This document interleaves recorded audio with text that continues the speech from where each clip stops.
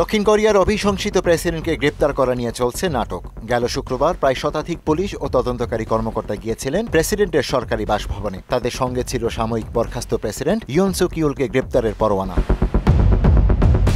গ্রেপ্তারের প্রচেষ্টায় দক্ষিণ কোরিয়ার প্রেসিডেন্টের সরকারি বাসভবনের বাইরে তৈরি হয় এক নাটকীয় পরিস্থিতি। অবশেষে ইয়ুনকে গ্রেপ্তারে ব্যর্থ হয় দক্ষিণ কোরিয়ার কর্তৃপক্ষ। ইয়ুনের নিরাপত্তা দলের সদস্যদের সঙ্গে পুলিশ ও তদন্তকারীদের মুখোমুখি অবস্থান তৈরি হয়। গ্রেপ্তার ঠেকাতে তার নিরাপত্তা দলের সদস্যরা মানব প্রাচীর তৈরির পাশাপাশি গ্রেপ্তারকারী দলের পথ আটকাতে যানবাহন দিয়ে প্রতিবন্ধকতা সৃষ্টি করেন পিএসএস সদস্যরা।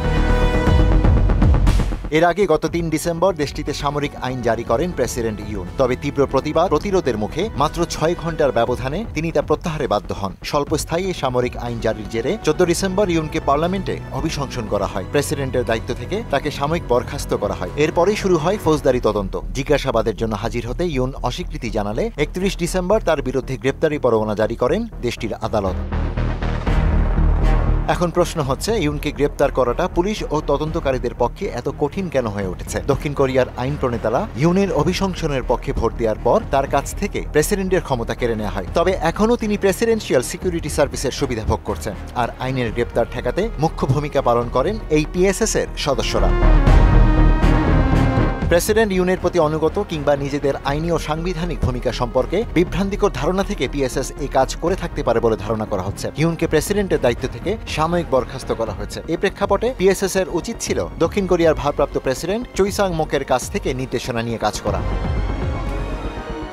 বর্তমান প্রেক্ষাপটে ভারপ্রাপ্ত প্রেসিডেন্টের জন্য সহজ সমাধান হলো সাময়িক সময়ের জন্য ইয়ুনের সুরক্ষার কাছ থেকে সরে দাঁড়ানোতে পিএসএসকে নির্দেশ দেয়া। তবে প্রেসিডেন্ট চৌ যদি তা করতে অনিচ্ছুক হন, তাহলে বিষয়টি পার্লামেন্টে তার নিজের অভিশংসনের কারণ হয়ে দাঁড়াতে পারে।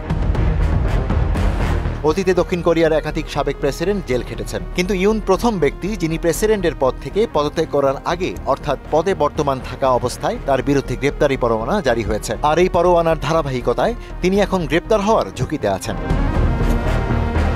ইয়ুনের বিরুদ্ধে জারি করা গ্রেপ্তারি পরোয়ানার মেয়াদ সোমবার শেষ হচ্ছে। এর মধ্যে তাকে গ্রেপ্তার করতে তদন্তকারী ব্যর্থ হলে তারা নতুন করে পরোয়ানা চাইতে পারেন। সেক্ষেত্রে নতুন করে কোনো পরিস্থিতি তৈরি হতে পারে বলে আশঙ্কা করা হচ্ছে।